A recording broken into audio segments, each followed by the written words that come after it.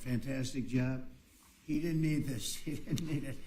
And we find our government's a little nasty on occasion. Hello, Peter. Yeah, at times. Hello, President Trump. Government's a little bit nasty, Peter. You haven't noticed that. You've had a charmed life, right? You tell me. Very charmed. I think you've had a charmed life. I think what I'll do, if you don't mind, numbers have just come out which are rather extraordinary, and I thought I'd play a tape of one of the people who I've respected over the years, from Joe Kiernan and Rick Santelli. This just came out, and we'll just play that for a second. Personal income is up 0.8%. That is almost triple the expectations. I'll tell you that the income numbers, really, for the first 4 months of the year, they're stellar. They're really stellar. I mean, I could go back and look at the first 4 months of many different years. Really very strong numbers, and you're right. This administration is criticized for just about everything under the sun. I've never, ever in my lifetime had glimpses into the politics of an administration in the form of transparency like this one. Why don't we be, give credit where credit is due? Income really shooting up. Rick, I also thought everybody was going to get one last order of imports that were going to be tariffed, and they were loading up on things. How the hell did they already fix the trade, or not fix it, but to cut it in half? That's crazy. So there wasn't a lot of front loading of things that they needed before the tariffs hit. Yeah, I'll tell you what, it really does call into question some of the conventional wisdoms. And, it's going to be interesting to see what happens next month when we get this number, or we see some of the other numbers like current accounts, see how they fared. Because I don't know, I've been watching these numbers a long time. I don't think I've ever seen the trade deficit cut in half in 1 month. Not bad. Right? Not bad. Come on, guys.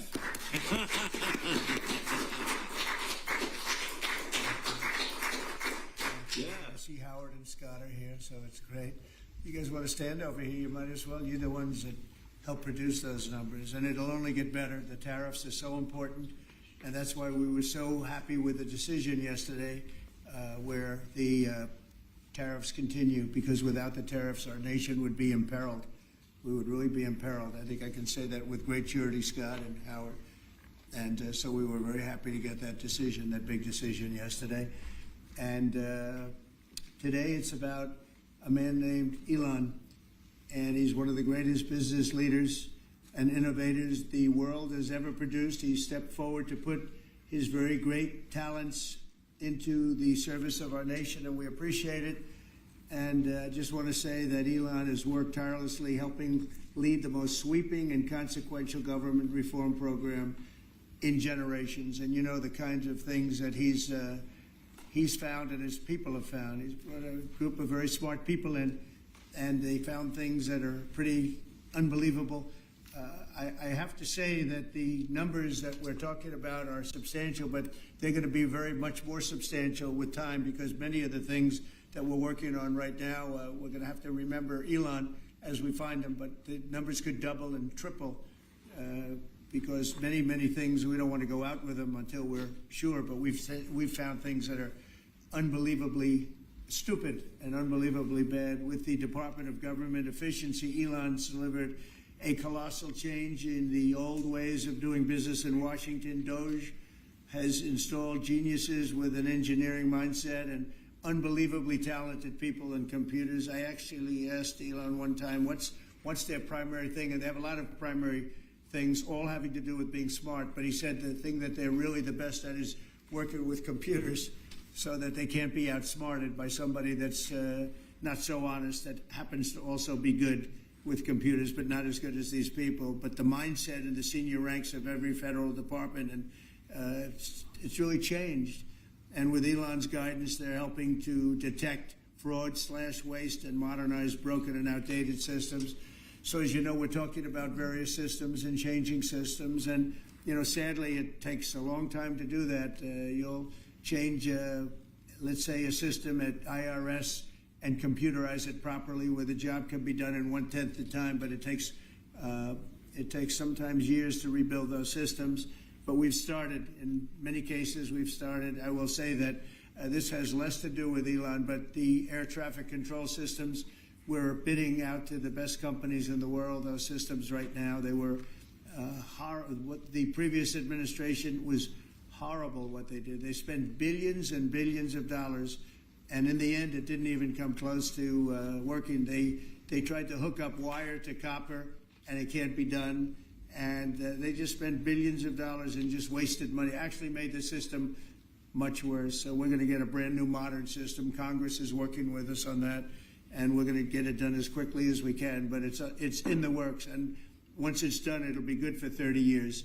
But we have a system that's 48 years old and would have a modern computer hooked into a very outdated computer, and they don't hook up. I mean, they didn't hook up. So after spending billions of dollars, they turned on the system, and in never any cases from local to countrywide, they never worked. More than 75,000 bureaucrats have voluntarily left their taxpayer-funded jobs to come out and really do the job. Countless wasteful and unnecessary contracts have been terminated, and you know that we have terminated many, many contracts, and many contracts, Elon, are right now being looked at, yes. And it may be 6 months, it may be almost a year in some cases. We're going through procedures, we're going through courts, and we'll remember you as we announce billions of dollars of extra waste, fraud, and abuse. Just as an example, DOGE canceled $101 million for DEI contracts at the Department of Education, $101 million, and that was just a small section of the Department of Education. $59 million for illegal alien hotel rooms in New York City, and the landlord never made the kind of money that he made in the last short period of time. $59 million to a hotel in New York City, $45 million for diversity, equity, and inclusion scholarships in Burma. In Burma, does anyone know about Burma? $42 million for social and behavioral change in Uganda. $40 million to improve the social and economic inclusion of sedentary migrants. I can say it's $2 billion to Stacey Abrams and her environmental movement. There was $100 in the account, and all of a sudden they found $2 billion in the account. And I assume that's being looked at. I don't know. I'm not sure, but I assume that's being looked at. Think of that, $2 billion. And then Lee will tell you there's another one over there for $20 billion being spent on another environmental crash. $20 billion, not 20 million, a lot, not 200,000, which is a lot. So think of it, in her case, you have $100, and now all of a sudden she gets hit with an infusion of $2 billion just before I take office. $20 million for Arab Sesame Street in the Middle East. Nobody knows what that's all about. Nobody's been able to find it. $8 million for making mice transgender. So they spent $8 million on making mice transgender. And those are better than many of the others. I could sit here all day and read things just like that, but we have other things to do. So it's much, much more than just that. We're totally committed to making the DOGE cuts permanent and stopping much more of the waste in the months to come. We want to get our great, big, beautiful bill finished and done. After that, we put some of this into the bill, but most of it's going to come later. We're going to have it cauterized by Congress, affirmed by Congress. In some cases, we'll make cuts. In some cases, we'll just use it in a different layer to save the money, but it's hundreds of billions of dollars. DOGE has also fully modernized the federal retirement process and continues to work very hard on the IRS modernization, but we're taking that over with DOGE. Many of the DOGE people, Elon, are staying behind, too, so they're not leaving. And Elon's really not leaving. He's going to be back and forth, I think. I have a feeling. It's his baby, and I think he's going to be doing a lot of things. But Elon's service to America has been without comparison in modern history. He's already running one of the most innovative car companies in the world. You look at his factories and compare them with some of the old factories we have, and it's a big difference. And the most successful space company, and I guess in history you would have to say the largest free speech platform on the internet, etc. Yet Elon willingly, with all of the success, he willingly accepted the outrageous abuse and slander and lies and attacks because he does love our country. I know that very much. He loves our country. He comes from another country, a country that's going through trials and tribulations, I would say. But he's all about the USA, and Americans owe him a great debt of gratitude. So I just want to thank Elon for his time as a special government employee. Can you imagine? They called him an employee, but it's a special government employee, and for coming and helping us. And he really has changed the mindset of a lot of people. A lot of people thought, maybe we'll cut 1% or 2% or 3%. Then they said, wow, we can cut a lot more than that. And we're going to do it very surgically. We're going to continue on the march. We're making America great again. When I was in Saudi Arabia, and we were in, as you know, 3 really great countries, predominantly the 3. Qatar was great. UAE was great. Saudi Arabia, incredible. Such an incredible experience to be in those 3 countries.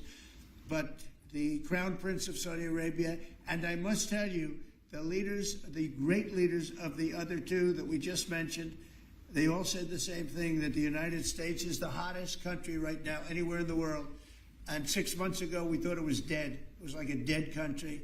And it would have been a dead country if we didn't have the right result on November 5th. It would have been a horrible, horrible situation was going on with the borders, with transgender for everyone, men playing in women's sports, and so much more.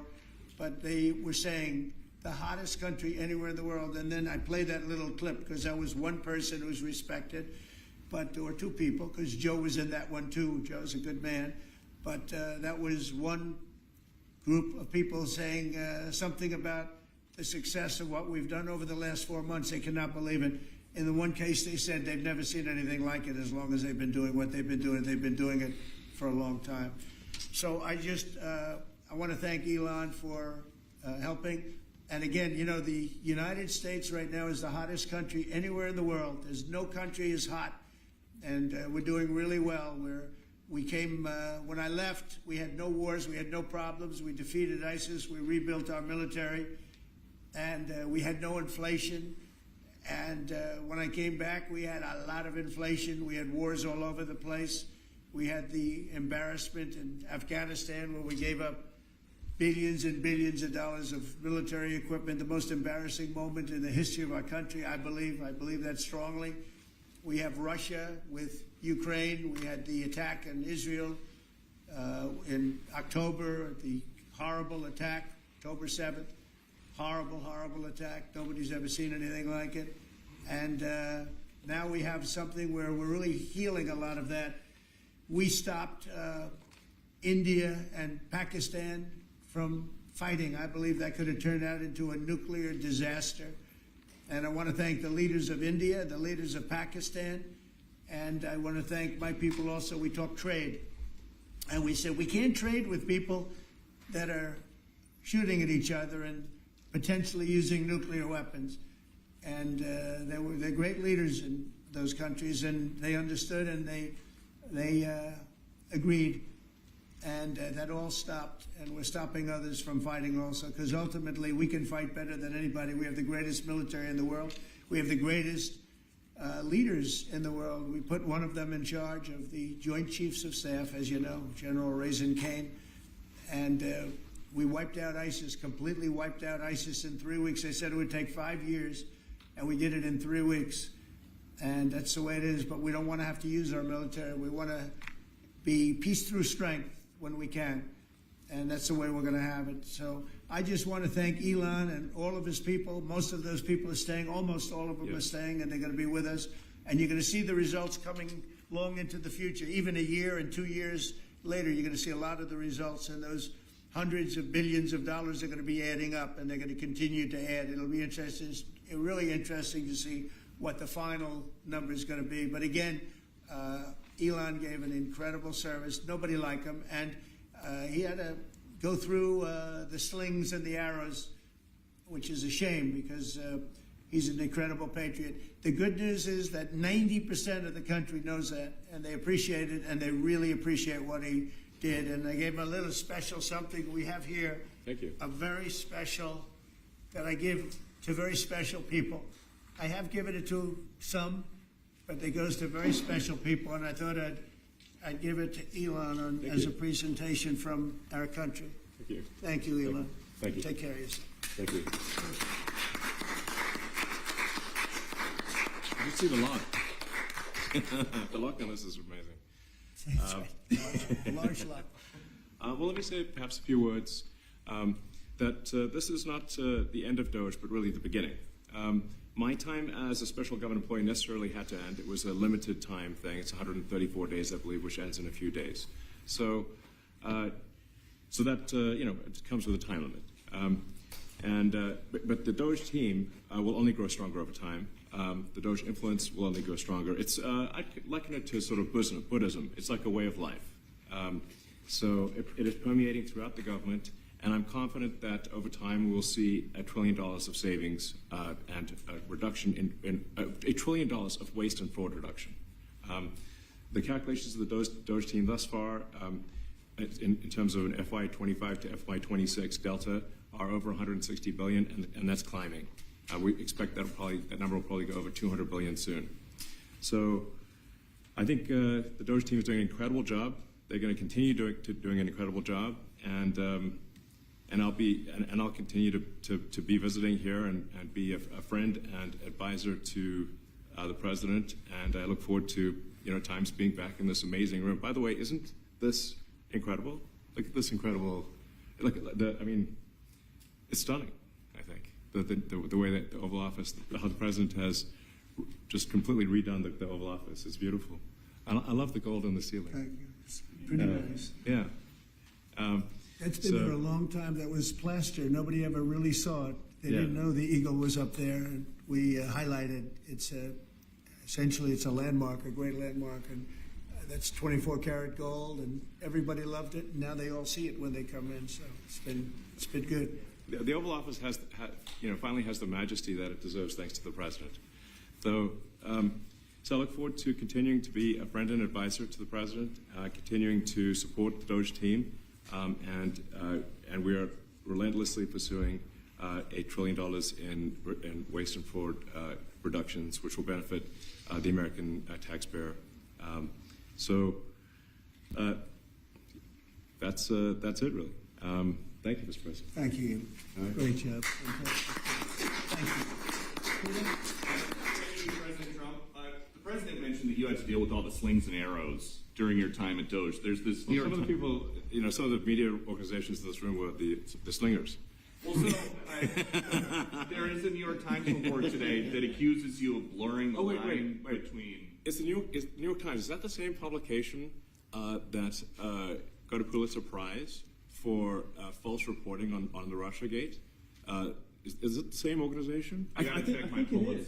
I think it is. I think the judge just ruled against the New York Times for their lies about the Russiagate hoax, and that they might have to give back that Pulitzer Prize. That New York Times? Let's move on. Okay. Next question. President Trump, Biden aides who used to work here are in talks with Republicans in Congress to go and testify about what they did or didn't do to possibly conceal President Biden's decline. Do you think that Dr. Jill Biden should also have to come in and testify about what she did or didn't do?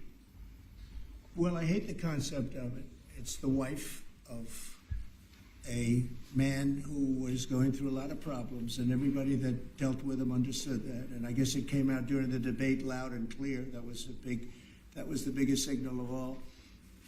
They have to do what's right. The country was there was a lot of dishonesty in the election, as you know, of 2020. That's been now caught. People understand it was a rigged election.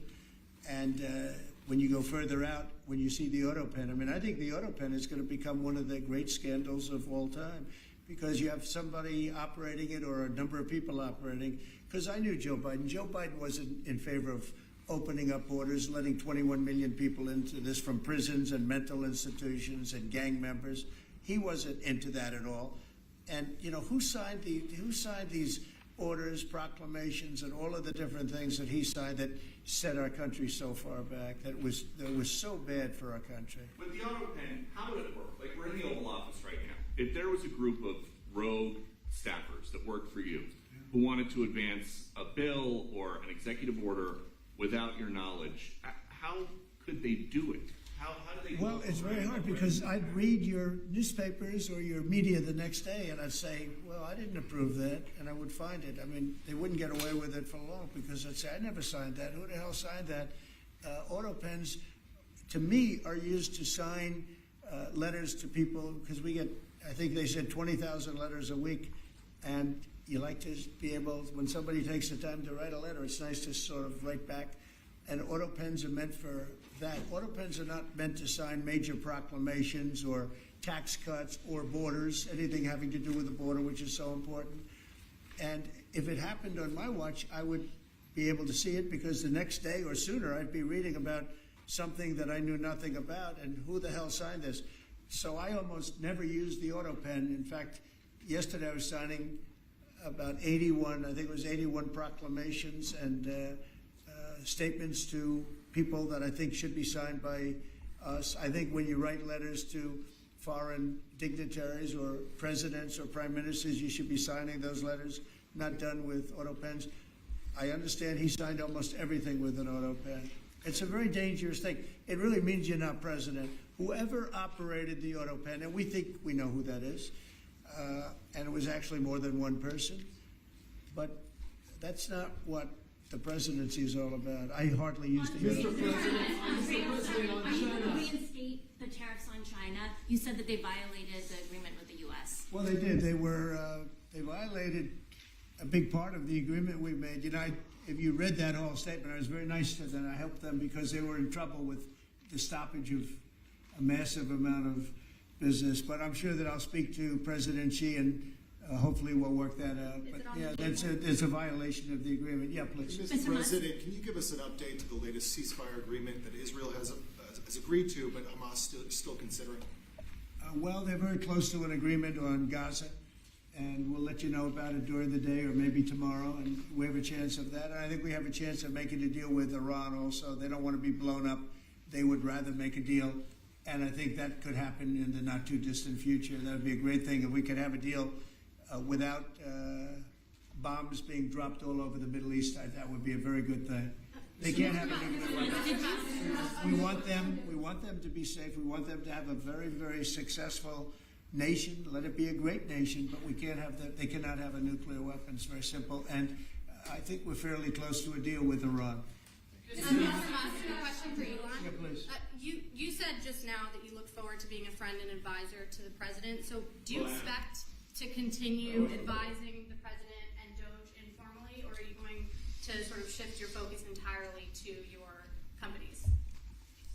Well, I expect to continue to provide advice whenever the president would like advice. I hope so. I mean, I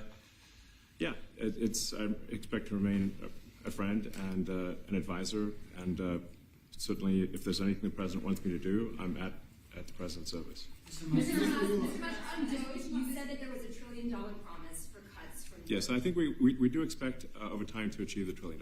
But what have you found in your time here was the biggest roadblock to getting those cuts? Was it the cabinet, or was it Congress, or something else? What was the biggest roadblock from your work? It's mostly just a lot of hard work. It's really not any one person or Congress. It's going through really millions of line items and saying just each one of them makes sense or does not make sense. Obviously, at times when you cut expenses, those who are receiving the money, whether they're receiving that money legitimately or not, they do complain. And you're not going to hear someone confessing that they received money inappropriately. Never. They're going to always say that they received money appropriately for an important cause. Naturally, that's what you'd expect. So we just have to. It's just a lot of work going through the vast expenses of the federal government and just really asking questions. What's this money for? Are you sure it's actually being used well? Many times we can't even find anyone who defends it. So for a lot of the expenses, there is actually no defender at all. And then we have to just work through the process of stopping the spending, where there's often literally no defender. Nobody even knows why the money's being spent. It's truly absurd. I mean, we find situations where there are millions of software licenses with 0 people using them. 0. Exactly. This is the quizzical expression. You're like, surely, if there's millions of software licenses, someone should be using them.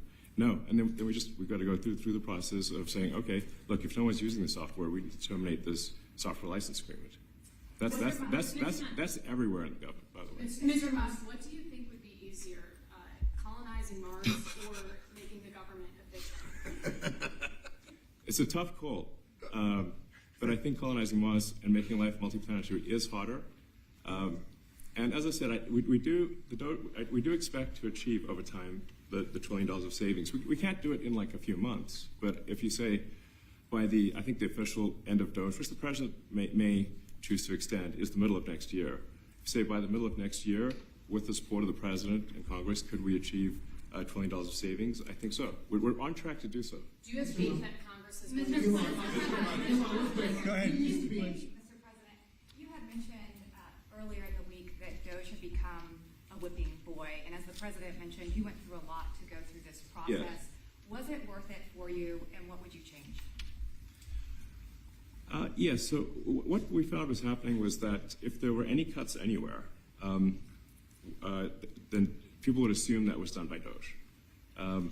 And so we became like essentially the DOGE boogeyman, where if any cut anywhere would be ascribed to DOGE. A friend of mine's daughter, who's at law school at Georgetown, thought that DOGE had cut the Senate, internships the legal internships for the Senate, and we have nothing to do with that. So if they have been cut, it's not to do with us, just as an example. So, it just became a bit ridiculous where any cut anywhere was somehow DOGE, and including things that made no sense, and we would agree made no sense. There are many things that occur in the government because it's the banal evil of bureaucracy. It's sort of the frankly largely uncaring nature of bureaucracy. It's as the great Milton Friedman said, money is spent most poorly when it is someone else's money being spent on people you don't know, and that's how federal spending is. And then you can't really even blame the individuals because the way the government works is complaint minimization. So. When someone within the government tries to stop money being spent, there's usually someone that complains. And then their manager will say it's not worth the trouble. Just pay it anyway. That happens over and over again. So was it worth it? I think it was an important thing. I think it was a necessary thing, and I think it will have a good effect in the future. Thank you, President Trump. This week there was a video on board a plane that showed the First Lady of France slapping her husband, Emmanuel Macron. Do you have any world leader to world leader marital advice? Make sure the door remains closed. That was not good. Yes. No, I spoke to him, and he's fine. They're fine. They're two really good people. I know them very well, and I don't know what that was all about, but I know them very well, and they're fine. I got a little shiner here. What do you think about the Democratic Party plan to avoid being swept in every battleground state again by spending $20 million to study how to speak to American men? Well, they spent $2.8 billion. We spent 1.5. We spent much less. We spent about half of what they spent, and in the end, they were $28 million short. They had to be. They spent $2.8 billion. That's a lot, but they couldn't get $28 million at the end, and now they want to spend. I read that they want to spend money to learn how to talk. That's fake. You don't want to be fake. You shouldn't have to hire consultants to say what America needs, because then the consultants should be running the deal, not them. But I read that they want to spend a lot of money in each state. So we won all 7 swing states, 7 out of 7. We won a lot more than that. We won the popular vote. We won everything, and they want to spend money to find out what they did wrong. And I mean, I can tell you what they did wrong. I can tell you every one of their programs. When they say men playing in women's sports, I would say that's not a winner. When they say transgender for everybody, I think that's not a winner. When they say open borders so the entire world population of criminals can pour into our country, I don't think that's a winner. I mean, I just gave them that for free, but I don't know if they'll change their ways. I see them all the time. I see people that I know in Congress, Democrats, they're trying to justify some of the things I just said. You can't justify them. I always hear they're 80-20 issues. I say they're not 80-20, they're 97-3. They might be 99-1. They're not 80-20. They wish they were 80-20. And they're wasting a lot of money if they're going to continue with that nonsense. And this Mr. President, on the big question, but back when you listened to The Apprentice, you mentioned once in 2012 that Diddy was a good friend of yours back then. He has since found himself in some very serious legal trouble. No, that's true. Would you ever consider pardoning him? Well, nobody's asked. You had to be the one to ask, Peter, but nobody's asked. But I know people are thinking about it. I know they're thinking about it. I think some people have been very close to asking. First of all, I'd look at what's happening, and I haven't been watching it too closely, although it's certainly getting a lot of coverage. I haven't seen him. I haven't spoken to him in years. He used to really like me a lot, but I think when I ran for politics, that relationship busted up. From what I read, I don't know. He didn't tell me that, but I'd read some little bit nasty statements in the paper all of a sudden. You know, it's different. You become a much different person when you run for politics and you do what's right. I could do other things, and I'm sure he'd like me, and I'm sure other people would like me, but it wouldn't be as good for our country. As we said, our country's doing really well because of what we're doing. So it's not a popularity contest. So, I don't know. I would certainly look at the facts. If I think somebody was mistreated, whether they like me or don't like me, it wouldn't have any impact on me. Mr. President, on the Big Beautiful Bill, would you like to see the Senate build in some support for your tariffs on the Big Beautiful Bill, or should that be a standalone bill? I have great support on the tariffs. I mean, I was so honored that we got that ridiculous stay lifted, because that would have taken away presidential power. It would have taken away everything that was granted by the founders. It would have been a terrible thing. And it would have, most importantly, would have left us vulnerable. We have a lot of countries that use tariffs on us and use them viciously, actually, viciously. And if we didn't have the power to use tariffs on them, and instantly, not when you go back to Congress and try and get hundreds of people to agree on something, that would take months to get just one simple proclamation. If we didn't have the power to counteract their powers, you wouldn't have a country left. We have to act fast.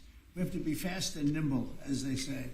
And that was a really great moment, I think, yesterday when that stay was lifted. And hopefully now we'll go to court and just win that battle. Because if we don't have the power to do what they're doing to us, we are going to be a great nation no longer. Quickly, Elon Musk was once idolized by folks on the left in this country before joining your administration. Now he's considered a hero by conservatives. Why do you think this man, what he's done in American life, has been so politicized? Well, his life has been amazing. I mean, I look at so many different things. I look at that rocket being, guided back into position. I've never seen that before. I thought it was a space movie. I thought it was a movie. You look at what he's done in terms of communication. It's been unbelievable. So many different, even tunnels going underground, not having to go through all the process of going, he's got a company that does that. He's got so many different companies. Starlink, as an example. He saved a lot of lives, probably hundreds of lives in North Carolina. I don't even know if you remember, but I called you. They needed Starlink in North Carolina. And I didn't know what the hell Starlink was. I said, what is it? Who owns it? He said, do you know Elon Musk? I said, yeah, I happen to know the gentleman. This was before his government stay. And they said, we really need it, because North Carolina became an island. It was, people had no communication. They had no access to anything, and they were dying. And I called up Elon, and you can't get it because it's so successful. It's very hard to get. And he had so much of it brought over there, and they told me it was unbelievable. It saved a lot of lives. So, he's just done a lot of things. I don't think he gets credit for what he's done. But he's a very good person, too. Mr. Musk. You know what? If he wasn't a good person, but he did the same things, I'd probably maybe speak differently. He happens to be a really good person who loves the country. Mr. President, one big beautiful bill. You had indicated this week that there were some things you didn't like about what had passed in the House. What changes do you want to see the Senate make? And you had also indicated there were things you didn't like about the bill. What would you be suggesting he push senators to change in their version? Well, I'll tell you, I'll go first. It's an unbelievable bill. It cuts your deficits. It cuts, it's a huge cutting. But there's things I'd like to see maybe cut a little bit more. I'd like to see a bigger cut in taxes. It's going to be the largest tax decrease or cut in the history of our country. I'd like to see it get down to an even lower number. I was shooting for a slightly lower number. I would have liked to have done that. But with all of that being said, when you look at the tax cut and the fact that the original tax cut, which made us so successful, we had the most successful 4 years in the history of our country, the economy, and this is going to be even better. And you see that by the reports that came out just yesterday or tonight. I guess they were released this morning at 8 o'clock. You see the kind of numbers where somebody that's a pro is like, whoa, I haven't seen numbers like this since I've been doing this. These are human emotions of professionals that have never seen numbers like, and we've just started. The bill is a great bill. It's going to be jiggered around a little bit. It's going to be negotiated with the Senate, with the House. But the end result is it extends the Trump tax cuts. If it doesn't get approved, you'll have a 68% tax increase. You're going to go up 68%. That's a number that nobody's ever heard of before. You'll have a massive tax increase. If it does get approved, you'll have a large tax cut, the largest we've ever had. When you add the past tax cuts that we got you, the Trump tax, they call them the Trump tax cuts. It's an amazing bill. It does amazing things. With all of that, it's going to be adjusted a little bit over the next coming weeks, and I think it's going to be passed. The Republicans want to pass it. With all of the great things it does, including an extension of debt, it's the extension. We have to extend the debt. If we don't extend debt, we're in default. Now, the Democrats might like our country to be in default, but in 250 years, we've never been in default. That was handed to them by a very well-meaning man that gave it to them because he thought it was the right thing to do. It could have been their problem before the election, but this man thought it was the right thing to do, and he was well-meaning. I don't hold anything against him for that, but that was put on our plate when it should have been on the Democrats. September 28th, a famous date. It should have been taken care of by the Democrats, but this person, a man of power, gave it to us so that in June that comes due. Well, we have to take care of that because if we don't take care of it, we have a country in default, and we don't ever want to have a country in default. I'll tell you, a certain senator, Elizabeth Warren, said that she would never, ever allow a default on our debt. She would never let it happen, and she would like to get rid of the debt ceiling, what's called the debt ceiling. I call it the debt extension because we really need an extension, that she'd like to see that gotten rid of. And there are many people that agree. Many Democrats agree with that. But we gave that through, and I don't want to say an error. He did it well-meaning. They gave that to us. It was a Democrat problem just before the election. Would have had a huge impact on the election. And to our benefit, we won anyway, but to our benefit, but felt that really for the good of the country, we should extend that. But Elizabeth Warren and various other people would like to see that.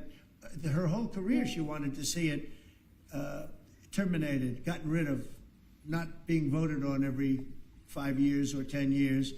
And the reason was because it's so catastrophic for our country. And I always agreed with her. That was one thing I agreed with her on. Now, I haven't spoken to her, but I would say that if you asked her that question now, she'd say, no, it's their problem. But it's a very unfortunate situation. It's a very unfair situation. And she happened to be right on that. It should be gotten rid of, or it should simply be extended. But that's one of the things that gets taken care of in this bill. That automatically gets extended for a 4-year period, and it should be. But I agree with Elizabeth Warren on that. I think you should get rid of it. It's too catastrophic.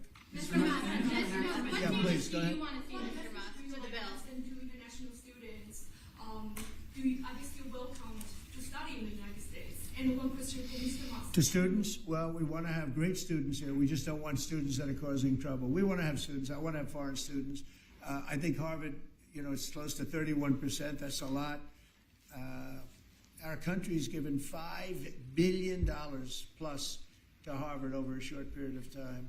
Nobody knew that. We found that out I wouldn't say that was a Doge thing, but we found that out over a period of time. That was sort of a Trump thing.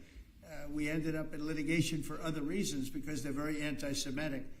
And in finding out and in going through the books, we found out that the country gave them $5 billion plus, much more than that, actually. And we're having it out with them, and let's see what happens. I think we have a very good, well, it's a very sad case. It's a case we win. We can't lose that case because we have the right to make grants. We're not going to make any grants like that. But I don't think Harvard's been acting very nicely. I think Columbia wants to get to the bottom of the problem. They've acted very well. And there are other institutions, too, that are acting, but Harvard's trying to be a big shot. And all that happens is every 3 days we find another $100 million that was given. 2 days ago, we found $200 million more. The money's given to them like gravy. I'd like to see the money go to trade schools, where people learn how to fix motors and engines, where people learn how to build rocket ships. Because, you know, somebody has to build those rocket ships. Yeah. And I'd like to see trade schools set up, because you could take $5 billion plus hundreds of billions more, which is what's spent. Absolutely. And you could have the greatest trade school system anywhere in the world. And that's what we need, to build his rockets and robots and things that he's doing, and to build lots of other things. And, you know, I went to school with people. In some cases, they weren't good students, but they could fix the engine of a car better than anybody I've ever seen. They could take it apart blindfolded. They had an ability at that. And they did very well. They made a lot of money. You know, it's a very skilled job. It's great. But I'd like to see a lot of money going into trade schools. I've always felt that. And we probably found our pot of gold, and that's what's been wasted at places like Harvard. And the money's been wasted. Yeah, please. Yeah. I wanted to ask quickly, Mr. Musk, is your eye okay? What happened to your dry nose? Was it juice? Well, it wasn't. I wasn't anywhere near France, so.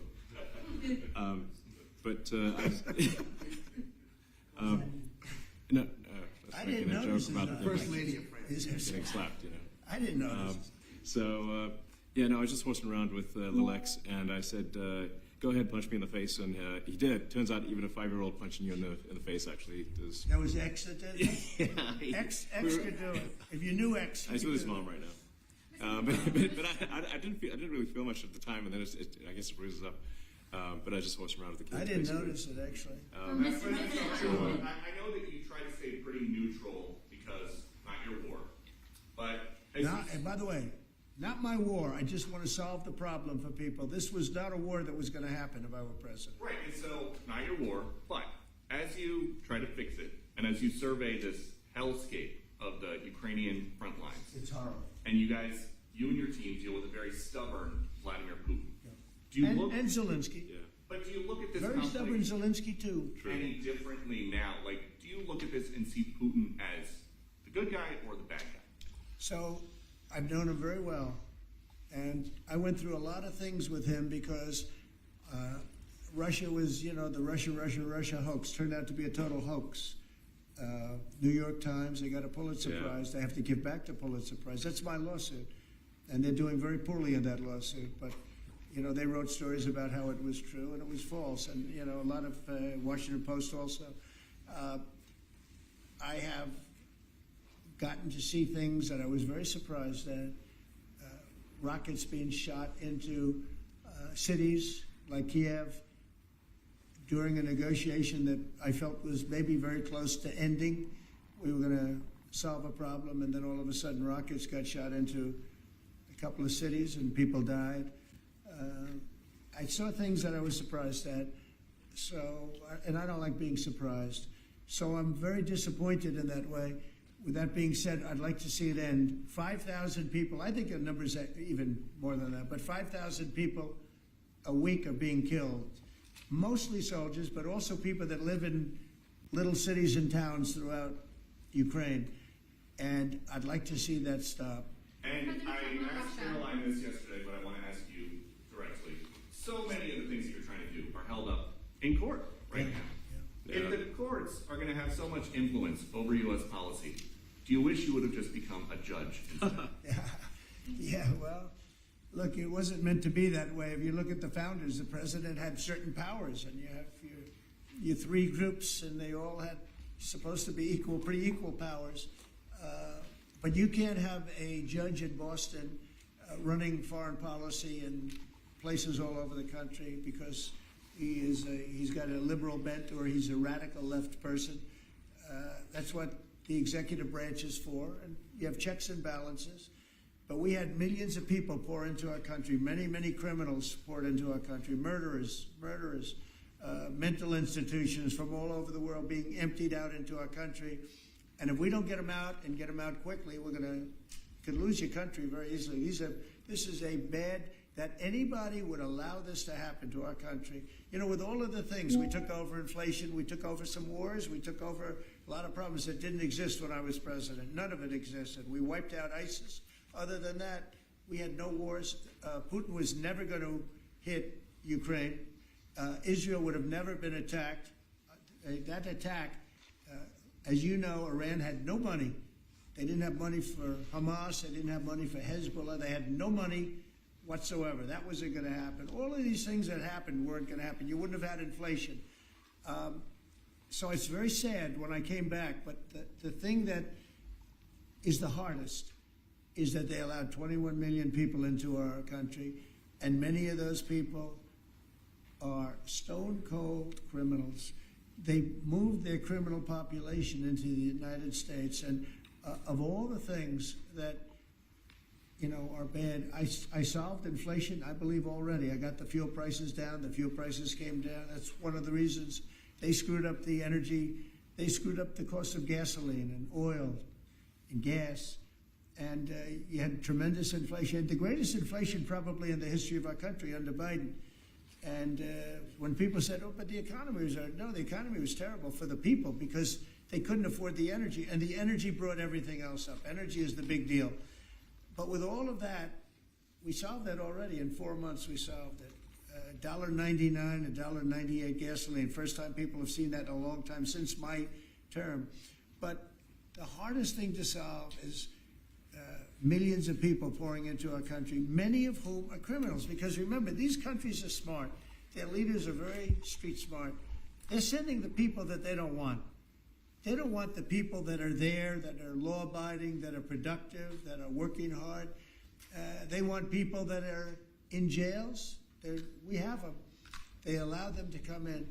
And I always look to the other side, like, why would somebody do something? You know, in business, I try and study, why would they want to do this? Why would they want to sell it? Why would they want to buy it?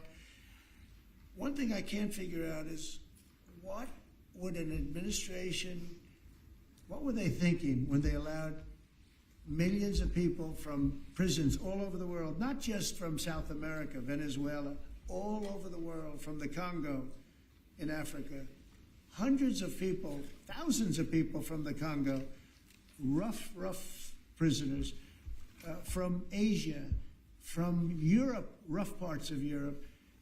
Why would they allow them to come into our country? Why would they do that? It's the one thing I can't figure out. And I don't believe it was Joe Biden. I really don't. I mean, look, he's been a sort of a moderate person over his lifetime, not a smart person, but somewhat vicious person, I will say. If you feel sorry for him, don't feel so sorry because he's vicious. What he did with his political opponent and all of the people that he hurt a lot of people, Biden. And so I really don't feel sorry for him. But he wasn't a person that would allow murderers to come into our country. He wasn't a person that was in favor of transgender for anybody that wanted it, take kids out of families, et cetera, et cetera. So I just don't understand why a thing like this, how a thing like this could have been allowed to happen. Very sad. It's very sad for our country. If I can add something to that, which is, I think the fundamental moral flaw of the left is empathy for the criminals and not empathy for the victims. Empathy for the criminals, but not empathy for the victims. And there's been way too much of that. That needs to stop. To the president's point, there's been immense judicial overreach that is unconstitutional. That was never intended. And it's undermining the people's faith in the legal system. It needs to stop. It's gone too far. And just today, we had, just a couple of hours ago, we had a great decision from the Supreme Court, thank goodness. that was very important. We had two important decisions yesterday on the tariffs because, again, we have to be able to fight a fair fight with other countries. Howard, would you say we have to be able to use tariffs to fight people that use tariffs on us? I mean, if we didn't have that power of tariffs, we would economically be destroyed as a country because they will destroy us. Other countries will destroy us with unchecked tariffs. We can check them when we have the use. They tried to take that power away from us. And if you take that power away, we're not going to have a country. We won't have an economically viable country. But it's very important on immigration that we be able to get people out without having to go through a long court case. I mean, it was up to some of these judges. Every single one of these millions of people, criminals, prisoners that were let go from jails because they save a fortune when they did. They brought them into the United States. You know what they're saving? The money they're saving? But some of murderers, it's very important that we're able to get those people out of here fast, bring them back to their country where they belong. And those countries take them, because if they don't take them, they have to go through the wrath of the United States, and they take them. But we have judges that don't want that to happen. And it's a terrible thing. That's going through the court system right now, that whole situation.